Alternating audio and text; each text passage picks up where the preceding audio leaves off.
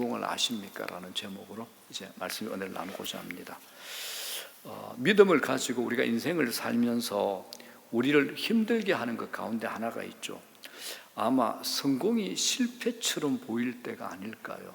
성공이 실패처럼 보일 때, 우리 그리스도인은 두 개의 눈을 가지고 삽니다. 두 개의 시각을 가지고 살죠.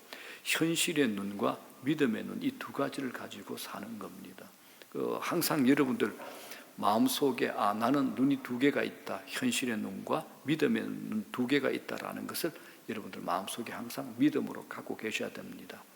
이렇게 말하면, 아니 목사님, 성공이면 성공이고 실패면 실패지, 실패 같은 성공이 어디 있냐라고 질문할 수 있습니다만은, 이건 믿음의 눈을 가지지 않았기 때문에 할 수 있는 질문입니다. 우리 인생은 우리 시간표를 따라서 우리의 기대처럼 이루어지지 않는 것이라는 것이 문제죠. 믿음을 가지고 우리를 혼란스럽게 하고 어렵게 하는 것이 이런 문제 아니겠습니까? 하나님의 때, 우리의 때와 다르죠. 하나님의 방법과 우리의 방법 다른 것 말입니다. 우리가 듣고 배운 영적 원리를 가지고 적용해 보면 꼭 그렇게 하나님께서 역사해 주셔야 할 텐데 그렇지 않은 경우를 많이 경험하지 않습니까? 하나님의 광대하고 위대하신 주권을 나의 얄팍한 신앙과 지식과 논리 속에 가둘 수 있다고 생각하는 것 자체가 얼마나 어리석은지 모릅니다. 오늘 창세기 요셉의 삶이 바로 이 문제를 우리에게 너무나 생생하게 보여주고 설명하는 사건입니다. 요셉은 우리가 잘 알다시피 사랑받는 왕자 같은 아버지 야곱의 아들의 자리에서 형들의 시기로 말미암아 애굽인의 노예로 전락을 하죠. 우리가 지난 시간에 살펴보았던 본문입니다. 엄청난 변화가 된 거죠. 수직 낙하를 한 겁니다. 아마 요셉은 더 이상 내려갈 곳이 없다고 생각했을지도 모릅니다. 그런데 요셉은 열심히 일합니다. 그 집 주인이요, 거대한 애굽 제국의 2인자 보디발도 요셉을 인정을 합니다. 그래서 집의 모든 대소사를 책임지는 집사와 같은 자리로 종인 요셉에게 맡기죠. 이 자체도 놀라운 성공입니다. 그런데 그는 여전히 애굽 사람의 노예죠. 결코 이전에 아버지 집에서 누렸던 그런 자유, 그런 영광은 누릴 수가 없는 겁니다. 우리는 이것을 성공이라고 말할 수 없습니다. 그런데 인생이라는 게 또 이렇게 한동안 쭉 잘 나가다가 곧 암초를 만나게 되죠. 보디발의 아내가 계속 요셉에게 추파를 던진답니다. 결국 요셉은 억울한 누명을 쓰고 감옥으로 들어가게 됩니다. 요셉이 정말 잘생겼답니다. 캐톨릭에서 만든 이런 영화가 있습니다. 보디발의 아내가 자기 집 종 요셉의 그 잘난 인물을 자랑하기 위해서 이제 자기 친구들을 다 데리고 와서 이제 만찬을 하는데, 이 보디발의 아내의 친구들이 와가지고 과일을 깎다가 손을 다 뺐답니다. 왜? 요셉이 너무 잘생겨가지고 그게 눈이 쏠려가지고. 이게 이제 캐톨릭에서 만든 영화에 그런 장면이 등장을 합니다. 아주 준수했죠. 자, 그럼에도 불구하고 이 보디발의 아내의 추파에 그런 유혹을 다 물리쳤는데도 억울한 누명을 쓰고 이제 감옥으로 들어가게 됩니다. 이 집에 노예로 팔려왔던 상황보다 더 악화되고 더 낮아진 거죠. 여러분, 우리 인생도 이렇게 꼬일 때 있지 않습니까? 이렇게 꼬일 때 말입니다. 누가 보아도 요셉의 삶은 비참한 삶이었고 안 풀리는 삶이지 않습니까? 혹시 여러분들 중에 어떤 분이 내 삶이 이렇다라고 느끼고 있는 분이 있을지 모르겠습니다. 그런데 하나님께서 바로 이때 우리에게 주시는 말씀을 본문을 통해서 하고 계시는 겁니다. 많은 사람들이 인생을 형통하게 살고 싶어 합니다. 그래서 옛날에 이제 좀 사는 집에는 액자가 있죠. 가화만사성. 요새는 없지만 참 많았습니다. 집이 화목하고 만사를 성취하고 싶다는 말입니다. 이 만사 형통이 바로 그런 말입니다. 아마 어른들이 그런 뜻에서 자식의 이름에도 형통할 형자 참 많이 갖다 붙인 것 같습니다. 이 자리에 계신 우리 모두가 만사 형통을 원하지 않는 사람은 없을 겁니다. 문제는 성경에서 말하는 거죠. 성경에서 또는 하나님께서 형통함 또는 성공이라고 말씀하실 때 어떤 의미에서 그렇게 말씀하시는가, 이것을 알아가는 것이 중요합니다. 본문에서 유독 형통이라는 이 단어를 여러 번 사용합니다. 2절과 3절 그리고 23절에 그 단어를 쓰고 있는데 거기마다 형통하는 설명하는 이 개념이 있죠. 자, 한번 확인해 봅시다. 자, 2절요. 자, 제가 읽겠습니다. 여호와께서 요셉과 함께 하심으로 그가 형통한 자가 되어 그의 주인 애굽 사람의 집에 있으니 3절 그의 주인이 여호와께서 그와 함께 하심을 보며 또 여호와께서 그의 범사에 형통하게 하심을 보았더라. 23절 다 같이요. 간수장은 그의 손에 맡긴 것을 무엇이든지 살펴보지 아니하였으니 이는 여호와께서 요셉과 함께 하심이라. 여호와께서 그를 범사에 형통하게 하셨더라. 자, 여기서 이제 형통함이 무슨 뜻일까요? 형통함이 무슨 뜻입니까? 형통함. 여호와께서 요셉과 함께 하신다. 이게 형통함입니다. 그리고 이 형통함은 내 실력으로 하는 것이 아니라 하나님이 형통하게 해주신다는 이 개념이 바로 여기에 형통함입니다. 그러나 세상적인 형통함은 이런 뜻이 아니죠.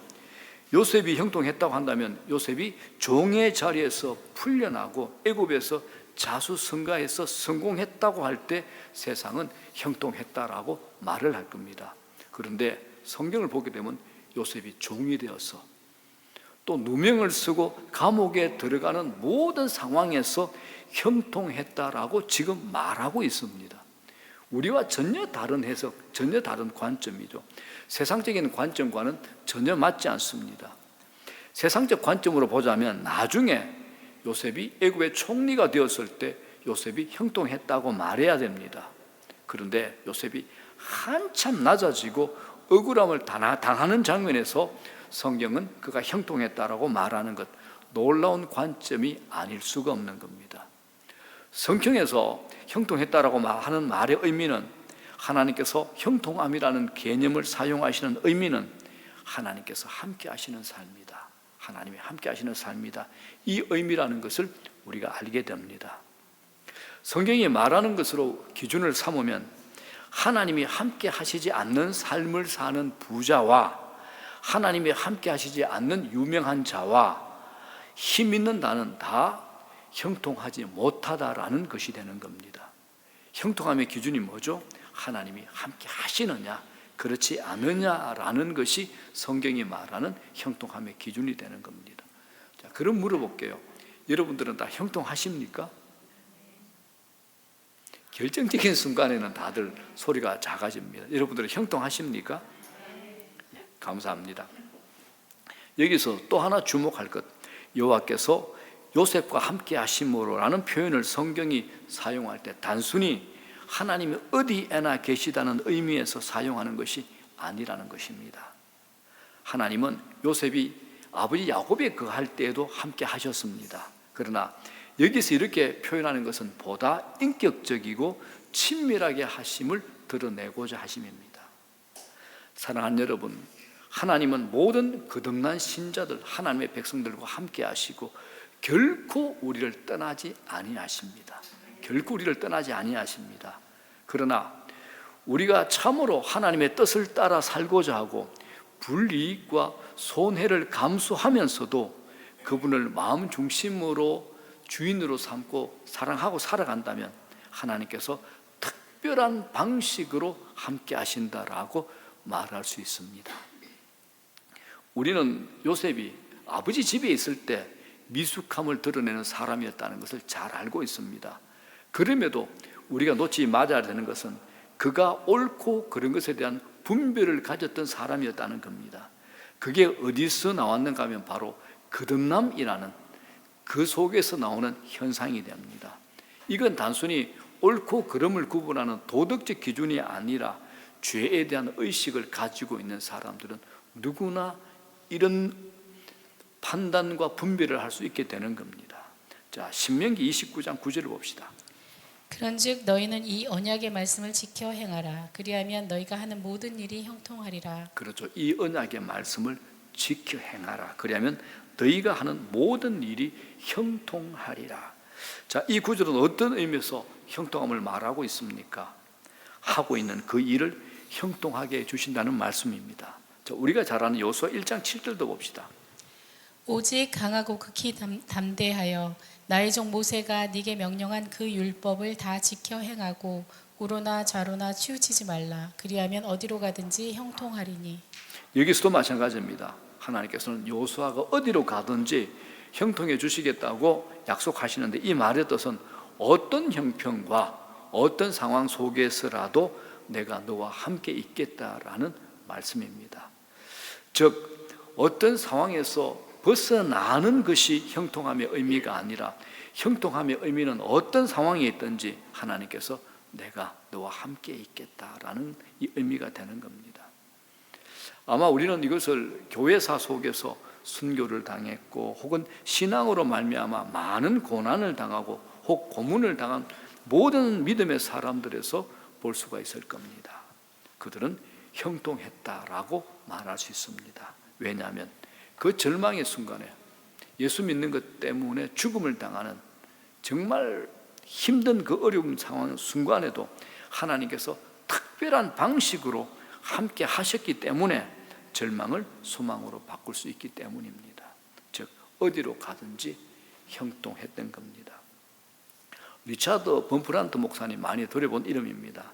이분이 유대인에서 기독교로 개종한 후 목사가 된 분인데, 루마니아가 공산화된 후에 14년간 옥고를 치르면서 말할 수 없는 고문을 당했습니다. 나중에 후에 고백하기를, 내가 그때 말할 수 없는 고문을 당하고 순교자처럼 살 수 있었던 이유가 뭐냐? 특별한 방식으로 하나님께서 나와 함께 하셨다. 그것 때문에 내가 견뎌낼 수 있었다라고 고백을 합니다.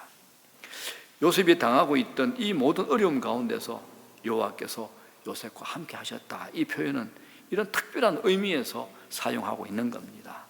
자, 그러면 우리가 또 이런 질문을 또 던질 수 있습니다. 우리들이 하고 싶은 말이 있죠. 왜 하나님은 형통함을 이런 방식으로 주시는가라는 거죠. 좀 좋은 것으로 주면 좋겠는데 왜 형통함을 이런 방식으로 주십니까? 라는 겁니다. 어려운 상황에서 나를 건져주시는 건 좋은데 그 상황에 그대로 머물게 하시면서 형통함을 주시는 이유는 왜입니까? 라는 질문을 하게 됩니다.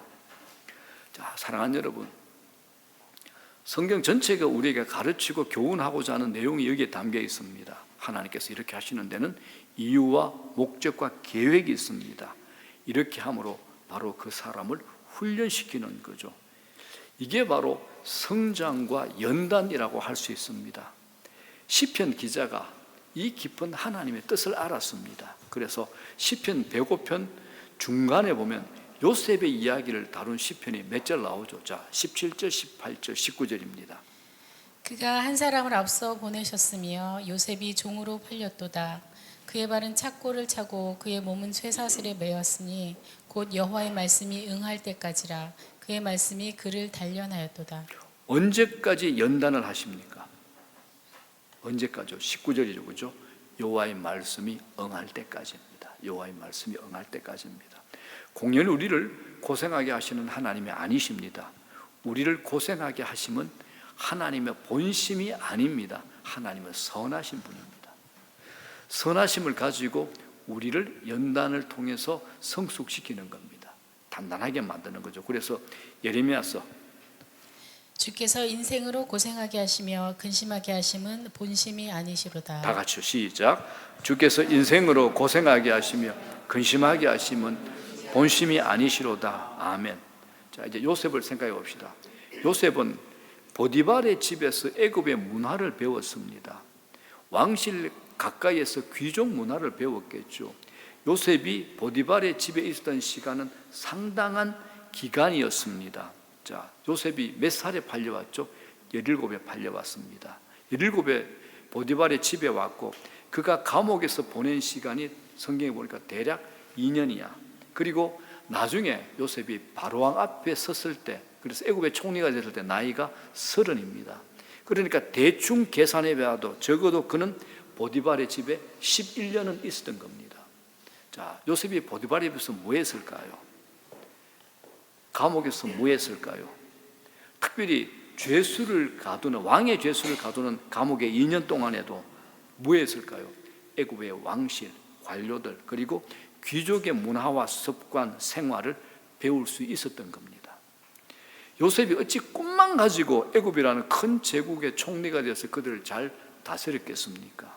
하나님께서 비록 고생스러운 과정이기는 하였지만 거기서 애굽의 문화를 익히고 특히 귀족 문화를 배우게 하셨고 관리 능력을 훈련시켰던 것입니다. 그렇다면 실제로 요셉이 보디발의 집과 감옥에서 보낸 13년의 시간은 낭비된 시간이 아니었습니다. 오히려 어떤 시간이죠? 형통한 시간이었습니다. 자, 여러분들의 생각은 어떻습니까? 시편 기자, 자, 19절 다시 보겠습니다. 뭐라 그럽니까? 곧 여호와의 말씀이 응할 때까지라. 그의 말씀이 그를 단련하였도다. 여호와의 말씀이 응할 때까지라. 이제는 여기 여호와의 말씀이 응할 때까지 이 말씀의 의미를 우리가 추측할 수 있지 않겠습니까? 그건 내 생각을 뛰어넘는 하나님의 계획이 있다는 것을 우리에게 설명해 줍니다. 주변의 사람들에게 영향을 주시면서 상황을 하나님께서 준비하시는 겁니다. 그러시면서 하나님은 웅대한 목적을 이루어 가십니다. 요셉이 팔려와서 지내는 기간 동안에 하나님은 야곱의 온 가정을 또 다루시는데 특별히 바로 앞에 38장의 유다의 이야기가 끼어 있습니다. 성경을 읽다 보면 요셉의 형의 미움으로 애굽의 보디발의 집에 팔려온 이야기가 쭉 나왔죠. 37장에. 그러다가 갑자기 38장에 유다의 실패 이야기가 툭 튀어나오다가 그리고 오늘 39장에 요셉의 보디발 집에서의 억울한 사건이 등장합니다. 자, 이 유다의 이야기는 실패한 이야기입니다. 요셉은 팔렸지만 형통했고 유다는 자기 동생 요셉을 팔았지만 형통하지 못했다라는 것을 성경은 우리에게 얘기하는 겁니다. 본문에서 볼 수 있는 또 한 가지가 있습니다. 형통함이 하나님과 함께 하심인데 그건 또한 사람의 눈에 띄는 어떤 것이라는 겁니다. 자, 3절 볼까요? 그의 주인이 여호와께서 그와 함께 하심을 보며 또 여호와께서 그의 범사에 형통하게 하심을 보았더라. 그러죠. 주인이 누굽니까? 보디발입니다. 보디발이 여호와께서 요셉과 함께 하심을 보았다라는 겁니다. 또 여호와께서 범사에 형통케 하심을 보았다라는 겁니다. 이건 단순히 요셉을 주관적으로 보면서 느낀 것일 수도 있지만 성경은 더 나아가서 설명을 합니다. 5절에서 요셉이 보디발의 집에서 책임을 맡으면서부터 보디발의 집이 복을 받았다라고 합니다. 5절입니다. 그가 요셉에게 자기의 집과 그의 모든 소유물을 주관하게 한 때부터 여호와께서 요셉을 위하여 그 애굽 사람의 집에 복을 내리심으로 여호와의 복이 그의 집과 밭에 있는 모든 소유에 미친지라. 요셉이 그 집의 책임을 맡기 전과 맡고 난 후가 차이가 나는 것을 보디발이 자기 눈으로 본 겁니다. 하나님의 축복이 보디발의 집과 밭에 있는 모든 소유에 영향을 미칩니다. 여기서 우리가 기억해야 되는 게 있죠. 그건 하나님께서 요셉의 정조부가 누굽니까? 요셉의 정조부 아브라함부터 시작해서 그의 조부 이삭과 부친 야곱에게 약속하신 언약이 있다라는 겁니다. 너로 인하여 땅의 족속이 복을 받게 하겠다라는 겁니다. 너로 인하여. 비록 요셉은 종에 불과했지만 어디로 가든지 그의 삶은 그가 만나는 사람들에게 축복을 미치는 삶이 되게 하시는 것이 하나님의 계획, 하나님의 작정, 하나님의 섭리입니다. 지금 본문이 우리에게 말하고자 하는 것은 요셉이 훌륭해서 이렇게 됐다, 이것 아닙니다. 하나님께서 그의 정조부 때부터 약속하신 것이 얼마나 신실하게 이루어지는가를 보여주고 있는 겁니다. 신실한 믿음을 가진 선조들과 부모들의 기도가 그렇게 중요합니다. 그러나 아무리 부모의 기도가 있다고 해도 그 주권은 하나님이십니다. 하나님의 때에 하나님의 시간표 안에서 정확하게 그 복이 후손들에게 임할 겁니다. 후손들은 받을 그릇, 즉 믿음과 하나님을 경외함을 갖추면 됩니다. 악조건 속에서라도 요셉이 얼마나 악조건입니까? 이런 악조건이 어디에 있습니까? 이런 악조건 속에서라도 하나님은 당신의 약속을 이루시는 분입니다. 요셉의 형통함은 눈에 띄는 어떤 것이었습니다. 이 이야기는 감옥에 갇히고도 반복이 됩니다. 감옥에서도 하나님은 요셉과 함께 하셨고 그에게 인자를 다하셨다라고 21절에서 말씀합니다. 여호와께서 요셉과 함께 하시고 그에게 인자를 더하사 간수장에게 은혜를 받게 하시매. 감옥의 관리 책임자는 비록 하나님을 알지 못하는 사람이었지만 요셉이 특별한 신의 도움을 받는 자라는 사실을 알아차리게 되죠. 그건 요셉이 훌륭한 위치에 있기 때문이 아닙니다. 우리는 내가 어떤 사회적으로 높은 위치에 올라서야 하나님께 영광을 돌릴 수 있다, 하나님께서 함께 하시는 사람이라 이렇게 드러낼 수 있다라고 생각하는 경향이 우리에게 있습니다. 그러나 그건 세속적인 성공의 개념에 속한다라는 거죠. 요셉은 죄수였습니다. 그냥 죄수가 아니죠. 어떤 죄수입니까? 하나님이 함께하는 죄수였습니다. 이것이 요셉의 형통함이었고, 이 형통함은 그가 어디로 가든지 어디에 있든지 주목받을 만한 것이었습니다. 이것이 우리 그리스도인의 존재입니다. 이것이 우리 그리스도인의 존재라는 겁니다. 그가 어디서 무슨 일을 하고 살든지 그것이 도둑질이나 악한 일이 아니라면 하나님이 함께 하시는 그의 존재는 특별한 방식으로 드러나게 되어 있는 겁니다. 이건 주목을 받는 거죠. 요셉의 형통함은 감옥에서도 주목을 받았고 감옥에서조차 모든 책임을 맡는 자가 되었다고 본문은 말합니다. 이 말씀이 주는 교훈이 뭡니까?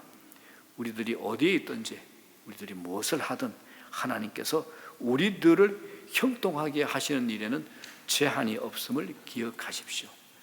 나는 어디 구석에 처박혔다, 나는 사람들에게 주목받지 못한다. 아니요, 하나님은 우리를 형통하게 하는데 어떠한 제한도 받지 않으십니다. 어떤 상황도 막을 수 없다라는 겁니다. 요셉의 인생에서 우리가 이해하지 못하는 억울함이 무엇입니까? 요셉이 순결을 지킨 결과가 억울한 누명을 쓰고 감옥에 들어간 거잖아요. 우리도 살다 보면 억울한 누명을 쓰게 될 수도 있습니다. 그것도 믿음을 지키고 살려고 하다가 그렇게 될 수 있습니다. 악한 자들에게 똑같이 악으로 대하지 않으므로 억울한 일을 당할 수도 있습니다. 그러나 제일 먼저는 누가 아실까요? 하나님이 아십니다. 하나님이 아십니다.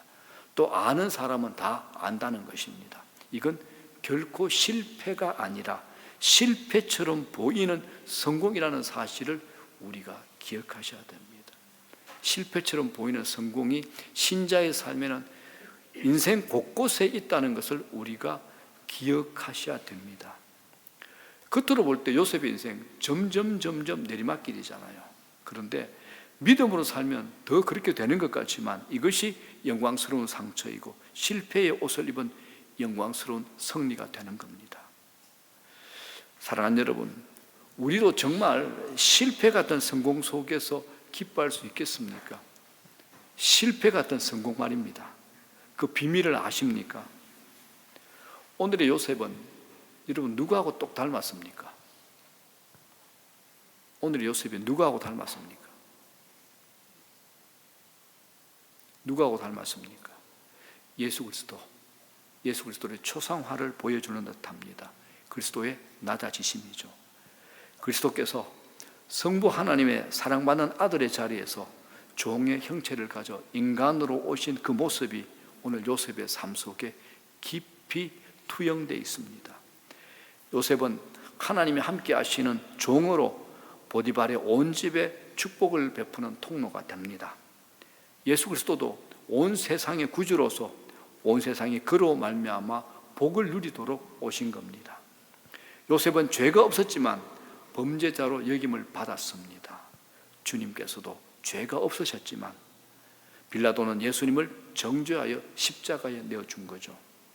요셉의 삶의 한 모습은 우리 구주 예수 그리스도의 모습을 드러내는 그림자입니다. 장차 오실 그리스도를 설명하기 위해서 이렇게 놀라운 그림자를 요셉이라는 인물을 통해서 우리에게 보여주고 있습니다. 자, 이제 말씀 정리합니다. 본문을 통해서 우리가 얻어야 될 아주 중요한 교훈이 하나 있습니다. 참 성공이 무엇인가?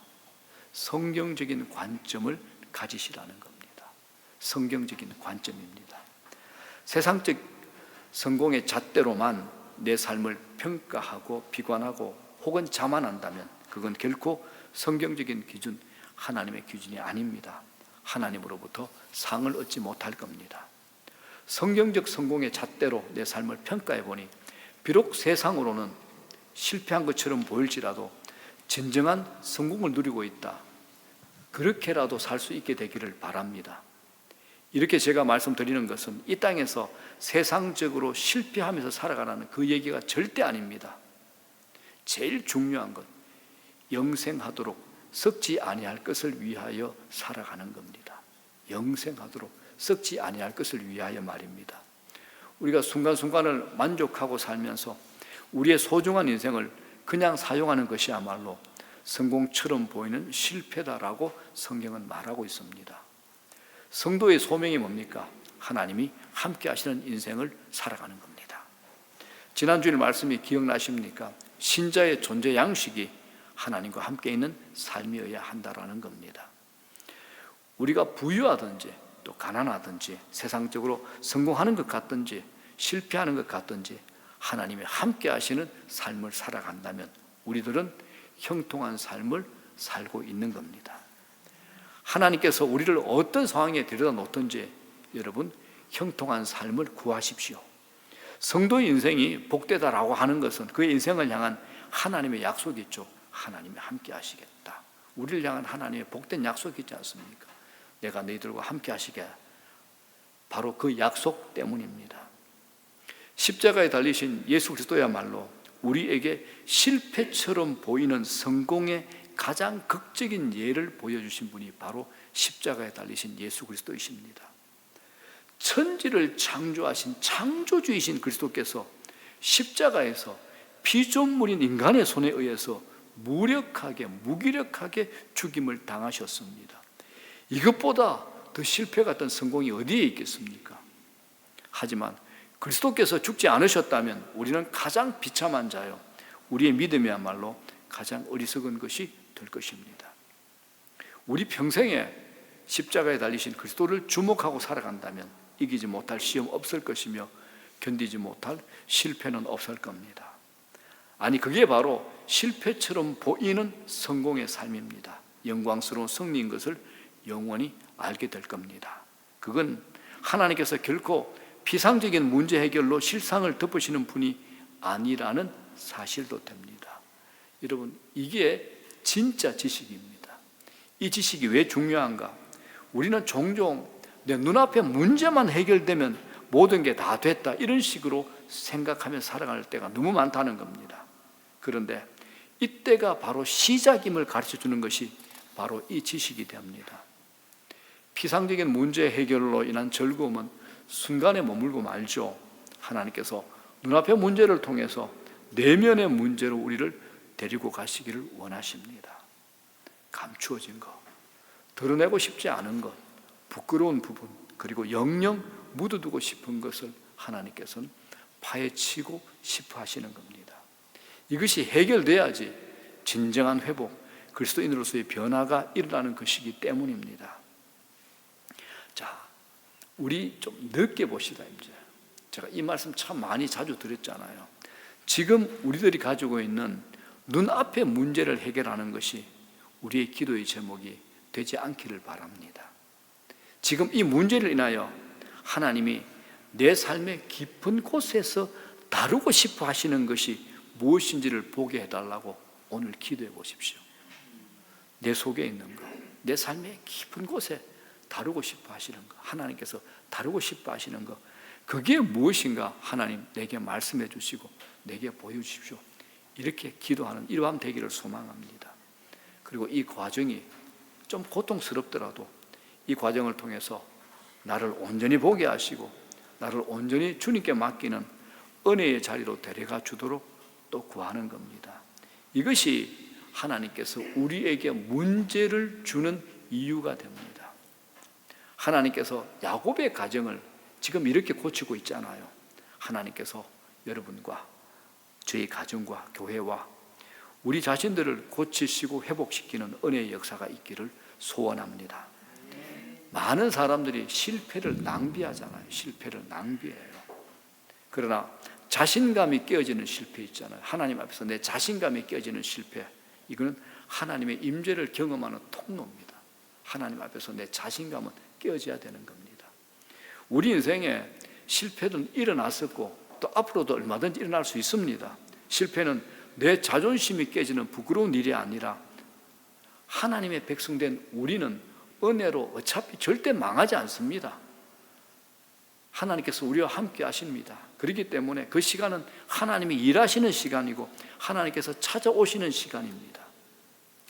실패를 통해서 우리가 하나님의 임재 앞으로 나가지 못하고 하나님의 일하심을 볼 수 없다라면, 그리고 영적 교훈을 얻지 못한다면 우리는 그 실패를 낭비하는 겁니다. 우리 모두 실패를 낭비하지 말고 하나님께서 우리 삶의 깊은 곳에서 내가 꽁꽁 사며가 꽁꽁 숨겨둔 그 문제, 하나님께서 다루고 싶어하는 그것들을 보게 해달라고 구하는 이 밤 되기를 주의 이름으로 축복합니다.